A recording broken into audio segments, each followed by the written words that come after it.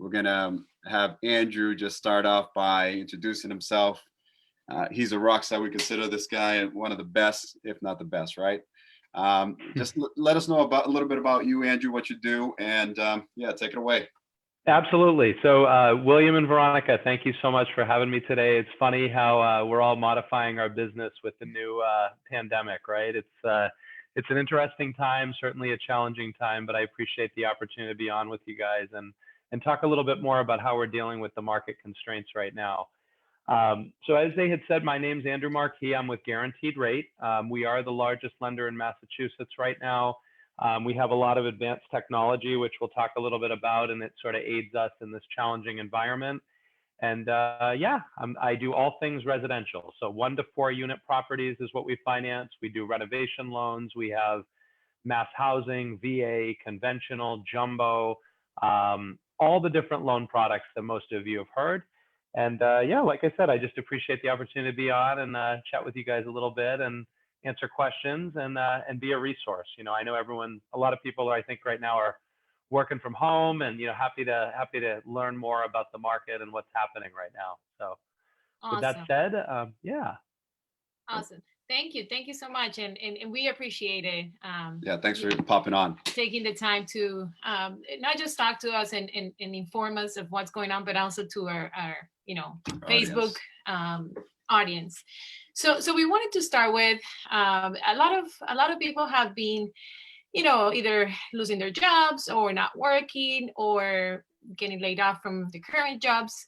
So how do you think the COVID-19 is going to be affecting buyers and their ability to, either if they're currently buying a house right now, so their ability to buy a house right now or in the near future? How is that going to affect them? Yeah. So, the biggest challenge with COVID-19 and coronavirus, Veronica, in my opinion, is just the uncertainty, right? There's just so much fear of the unknown. We don't know, who's carrying it, who isn't. There's, apparently not enough tests. And so my predictions about the stock market are going to be equally uncertain. So I don't want anyone to take this as the Bible, but I'll tell you what I'm seeing at this point, and where I think our market will go for the rest of the year. Right now we have a very inflated pipeline. And what I mean by that is we've taken in a lot of loans, refinance loans and purchase loans, because before the pandemic hit a month and a half ago, as you guys probably recall, the market was cranking. I mean, we were off to like our best start ever, in January and February. I know you guys had a bunch of transactions, interest rates were really low. So it was really an exciting time, up until about probably 3 weeks or so ago, and this started to unfold. Now, interest rates are still really low. There's a lot of volatility in the market. Rates go up and down as a result of liquidity and other concerns, which we can get more into. But what I'm seeing is there is some fallout. So there's a couple of concerns. My understanding is that you guys aren't doing open houses right now. I think you can do private showings in certain instances. I'm sure you're administrating some virtual showings. I've noticed that the inventory seems to have pulled back. So the amount of pre-approvals that we would normally write this time of year is significant. And right now that number is way down. Now, I always think that sometimes when this stuff happens real quickly, people are sort of like paralyzed. So from that perspective, I do feel like there's this short term, like what do I do? Should I buy, should I not buy? And so we're having people that are, we're having a couple of issues. We're having people that are backing out of transactions because they're nervous, where they signed an offer, a couple of weeks ago, they keep delaying the P&S. They say, maybe I'll still buy it, but I want another concession from the seller. Maybe I don't want to buy right now and just see how this thing unfolds over the next couple months. So we've seen that. The other thing that we've seen a lot of, what you were mentioning, is people becoming unemployed. The good thing I've seen is that for the most part, the Boston, what we have with the white collar industries like biotech and healthcare and, investments and finance, these people, like I just talked to an accountant that works for a construction company, and he said, Andrew, we're still like roaring business. And so the fallout is not at this point a significant amount. It might be 10%. I had a client recently who had a camp, she ran like a summer camp, a huge one. And she said, I don't even think we can have the camp this year and have all the kids together with, them being out of school and et cetera. And so she actually, like sort of lost her employment there and backed out. But so there are those challenges. There's also the tentative, like, should I buy right now? Should I wait? And the way I look at it is like, we know that people have to live somewhere, right? I'm not in commercial lending. I think commercial real estate is going to take a bigger hit, to be honest, because of all the businesses having to close and they can't pay their rent right now. But I think residentially, people have to either rent or they have to own. Right. And I think that the benefits of ownership still far exceeds the benefit of renting. So, it has slowed, but I still have people reaching out saying, hey, I want to buy a house. I know it's a weird time. I still want to buy a house. Can I get pre-approved? I've heard the rates are good. So it's not a situation. And I do think that there's going to be more pent up demand, where there's this whole bunch of people that were buying before the pandemic. Now there's a whole bunch of people that are on hold. I think the concern and what paralyzes people is the uncertainty. So I think if as soon as we're like 3-4 weeks, a month further down the road here, and we can at least say, okay, we've curbed the infection rate, we know sort of where we're at, this thing is going to hopefully gradually decline now. We've got some positive news. People are going to be like, all right, well, we're headed in a positive direction again. I still need to buy a house. Can I resume my search? And that's what I think will happen. I do think interest rates will be very low for the remainder of the year. I think that the good agents, such as yourselves, that think creatively of how can I work with my clients and overcome the challenges of it not going to an open house or doing a listing where, with technology and things, are the people that are really going to succeed. Because this is not something where people are going to say, okay, well, there's a pandemic, I'm never buying a house again. That just doesn't make sense. But I think right now we're right in that uncertainty wave. So this is kind of like the scariest time for everyone. Right. So that's just sort of my 2 cents on it. I don't know if that sort of mirrors what you guys are seeing out there in the field or.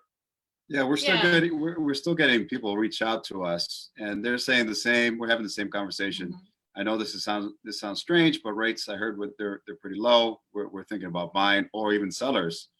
They're just looking at a different angle, which we have to take into account the safety, the precautions we have to take in order to show them the properties here. But right, yeah. and we feel like reinventing the wheel. Like how can we still help those buyers and sellers accomplish their goals of either buying or selling a home? So like we have a listing appointment with somebody on Zoom this week. So we're reinventing the wheel, trying to keep it going for our clients, which I think is important. So thank you for that. And Andrew, you mentioned that rates, they're obviously low. We know that they're low right now. It's a really good time to either buy or refinance.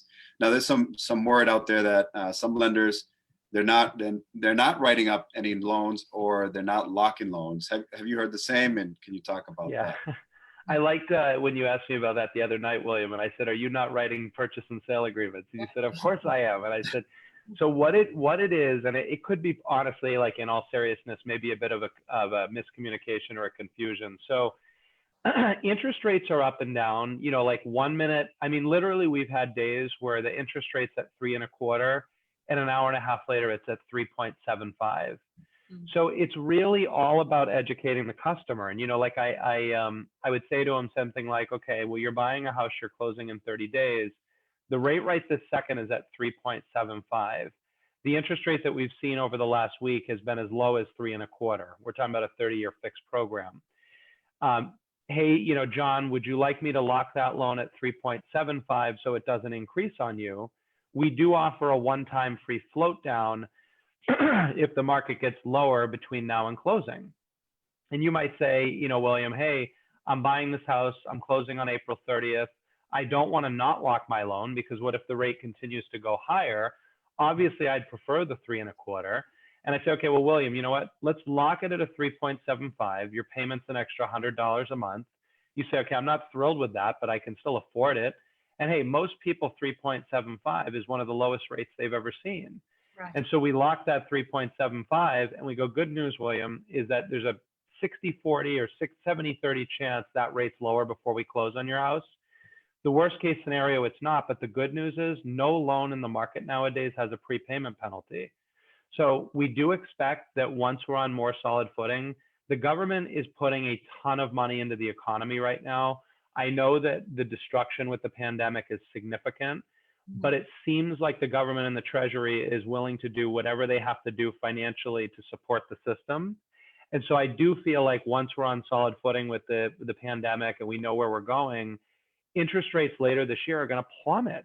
So, hey, you know what, William, if we can't get you that 3.25% before April 30th, we'll look to refinance that loan in the next, 3 to 6 months to a much lower payment.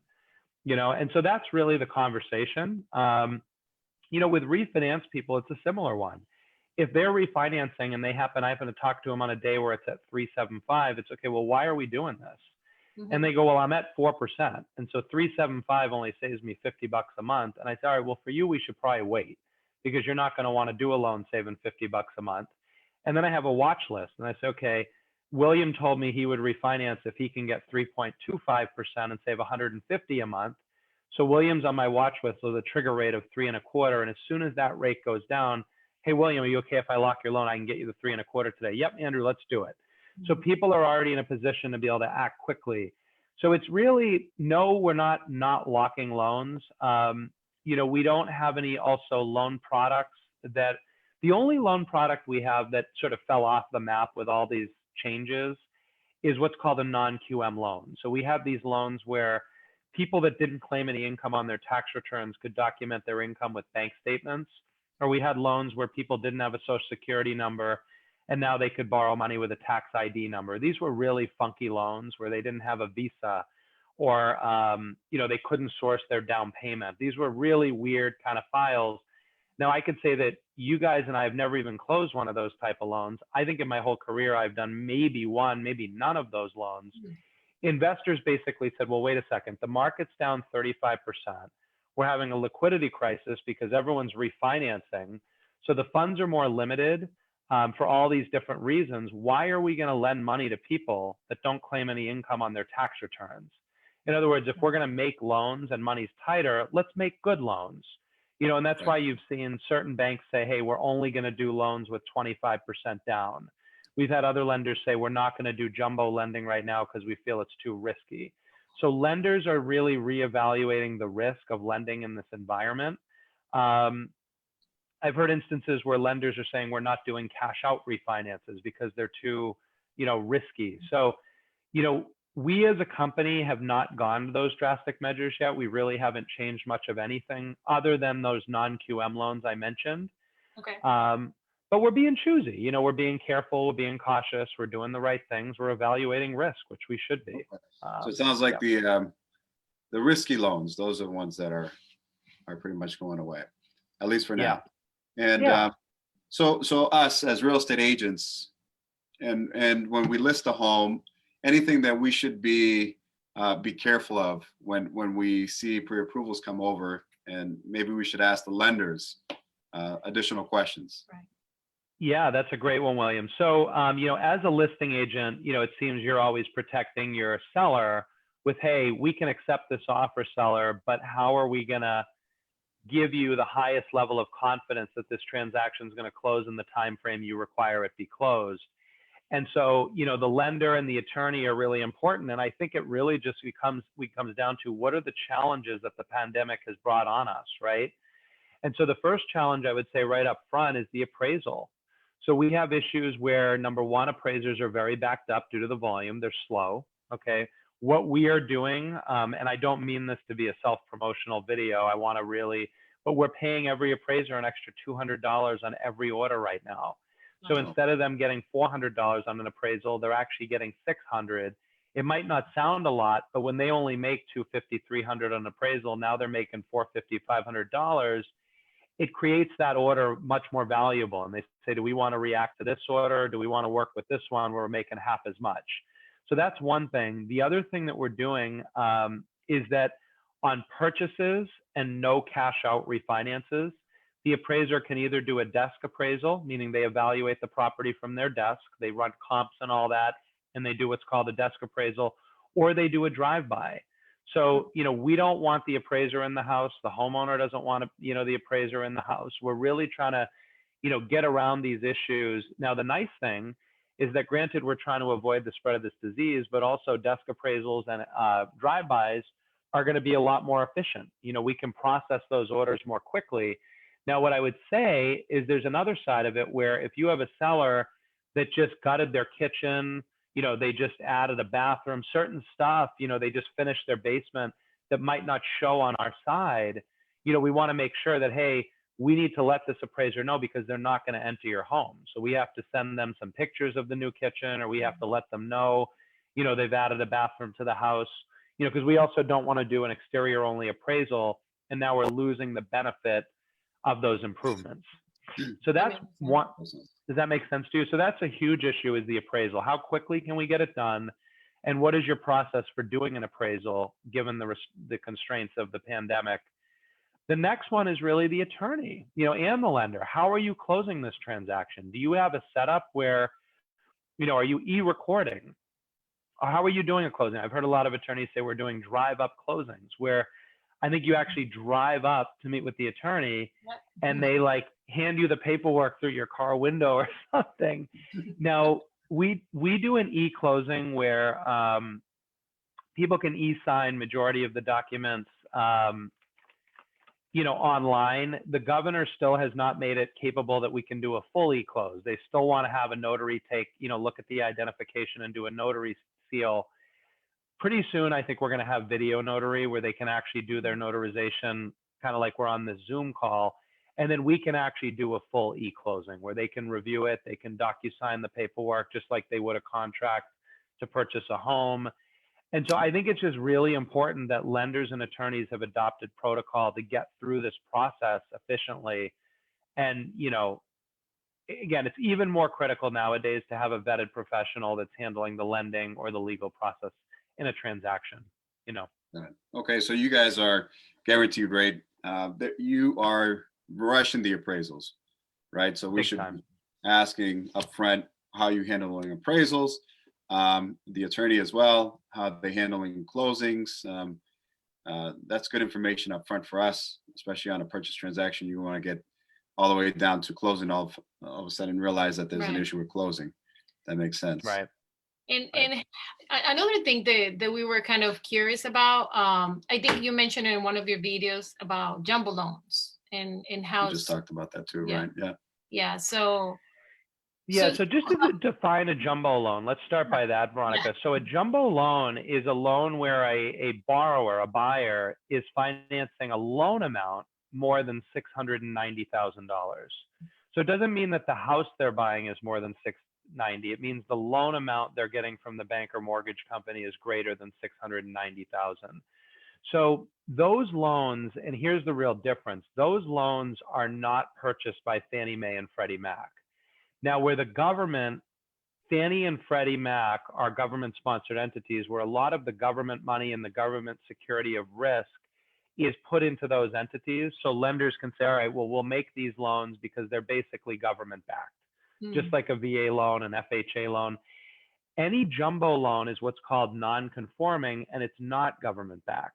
So now we have investors and banks that invest in that market, not so much the government backing those loans. So those investors similarly have liquidity concerns. They have risk profile concerns where they say, you know what, I can't simply just make this loan and sell it off to the federal government and sort of defray my risk. In other words, I can't offload that risk on someone else. So the jumbo investors are doing a few things. They're saying, hey, I'm restricting guidelines. Like, you know, I heard of one bank, and I'm not going to name the bank, but a big bank in Boston that everyone knows has basically said, we're no longer making loans with less than 25% down. So like, if you want a loan from us, it's 25% down. Anything less than that, forget it. Because they have enough business, because the rates are very low, that they're going to go, you know what, we'll still take loans, but we really only want the really non-risky portfolio.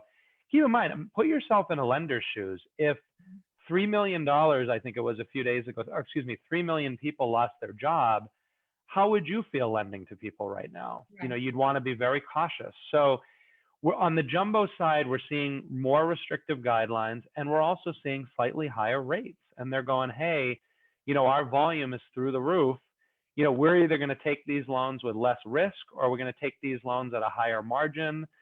So it's interesting where what the Fed has done is they've brought all these rates down, the federal funds rate. They bought all these securities. Everything they're trying to do is to make it easier for people to borrow money, when in actuality, in certain instances, it's making it harder because lenders are flooded. We now have a pandemic. So it's really like the whole thing together is making it short-term very challenging, where lenders are saying, hey, the risk is very high, the volume is through the roof. And that's really where we have that counterintuitive, like, hey, I heard the rates were at 0%. And we're saying, no, they're actually at like 3.5 right now. So Right, It kills me. so that's the thing. And that's really like in a microcosm of what's going on. Now, I think that, again, once the pandemic is like, we know where we're at and we can better assess risk, I do think we'll get some really good rates. And, we have a ton of loans that we've locked where people are at 3.125, 3.25, 30-year fixed loans. I have some 15-year loans at 2.6%. So people still are getting these great rates, but it's like up and down. It's very volatile. So If somebody wants something secure, you'll lock them now, and then you'll follow up and refinance them into something lower later. That makes sense. So jumbos, they're experiencing some changes in the industry. What else has changed out there? Is credit scores changing? We heard something. So I saw some of that too, William. So we saw some, it's funny because the way we operate is like, this goes back to the volatility, is certain loan products seem to be very aggressively priced on certain days. So like today, the conforming rates are around 3.5. The jumbo rates are probably in the higher threes. They're not as good relative to what we've seen. But then we have the FHA and the VA loans, which are like extremely low. So like I'm locking VA 30-year fixed loans at 2.75%. Wow. So again, you're borrowing on a 30-year fixed rate at 2.75%. And keep in mind, those veterans can finance with no money down and no PMI. So those deals are like out of control. I locked an FHA loan yesterday for a borrower with a mediocre credit score of 650, and they were at 2.75% on a 30-year fix. Oh. So we're reaching out to our VA FHA database right now, today actually, and saying, hey, we've got these incredibly low rates, so we can at least capture that business while the other rates aren't as good today. And then maybe tomorrow the jumbos are better, but the VAs aren't as good. And so we're really trying to like work in pockets where we can be most effective. But what you had said was, I heard that certain lenders are making more restrictions on credit scores. So like on FHA loans and VA loans, as an example, we lend down to a 580 credit score has been our minimum for the past few years. I've heard certain lenders saying that they're only doing 640 and above right now. I think that's maybe what you might have heard. Yeah. And we're still doing the 580. So I don't know, I've asked corporate, hey, are we doing this? Again, I think it's just constant risk assessment right now. And people are going like, you know what, we have so much business, we only have so much money. Why are we going to make crappy loans, or riskier loans when we already have a ton of business? Underwriters are already overwhelmed, appraisers are. So it's still a situation where people can take great advantage of awesome interest rates and purchase homes.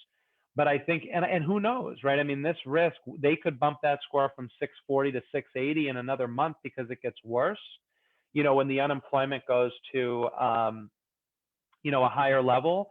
Or they could say, you know what, we're making out better than everyone predicted, and we're going to lower the credit score threshold back down. It's a moving target in lending. And that's why I say, like, as real estate partners, if someone were to ask me, hey, where can I get a great house for $450,000? My response would be, well, I'm really not too sure about that. I can tell you how much it would cost you on the mortgage, but in terms of what you need, you're going to have to talk to your real estate agent. And so it's good for you to know enough about it, but not to over assert your knowledge and misspeak or something like that. Yeah. And it's great because obviously we do have a lot of in our database. Like, it's a great idea for you to say, reach out to those people and talk to Andrew, talk to his team about possibilities of lowering your payment, refinancing, like doing something in the near future, taking advantage of what's going on right now. So that's awesome. Right. And really quick, since you mentioned VA and FHA, we have a lot of people that probably want to buy a house and they just don't understand what that is. In quick 30 seconds, if you could just explain what a VA loan is and what is an FHA. Absolutely, yeah. So yeah, and one other thing I can kind of mix into that. So we talked earlier about a lenders, some are only doing 25% down. We're still doing all the typical loan products that we had of 2 months ago. So we're still doing mass housing loans, which those are first-time homebuyer programs where they can put down as little as 0 to 3%, I like to say. And those rates are incredible. I've had some mass housing loans. We've locked 30-year fixed rates in the high 2s. VA loans, VA stands for Veteran Affairs. So those would be loans for veterans or reservists that are eligible for military financing programs where they can put as little as 0% down, William. Those are no PMI 30-year fixed loans where we've seen rates, and like I said, at 2.75 on a 30-year fix. FHA is Federal Housing Administration. So those are government insured loans where you don't have to be a veteran to qualify. You actually don't have to be a first-time home buyer. You can only have one FHA loan. So you can't say, okay, I'm going to buy 3 houses and have 3 different FHA loans. For the most part, you can really only have one. There are certain workarounds, but in general, just one. And those options, you can put 3.5% down. So whether you're buying a single, 2, 3, or 4 family, you can buy with just 3.5% down. And like I said before, those rates are also at 2.75 on a 30-year fixed. So I just, it's funny because I had a talk with someone the other day and I said, oh, you should sell all your real estate. And I thought about that for a second. And I said, well, isn't it when it's most fearful and it's most uncertain that you're actually supposed to be buying? I said, why would I sell everything out of fear? I mean, that just seems like a really bad idea. So I think with every challenge creates opportunity. And I think a lot of people are actually refinancing. They're actually taking some cash out of the equity of their home right now. And they're sort of like getting prepared because they think, okay, well, maybe I could pick up a good property in 3 months or something, Right. Mm-hmm. So that makes sense. Well, yeah. great. Well, this was great. Thank you so much. Well, we have one last question for you, Andrew. Well, once this is all behind us, where's the first place Andrew Marquis is going to go? Where am I going to go? That's a great question. I haven't thought of that. I'm probably going to take my wife out to eat just so we can blow off some steam because Nice.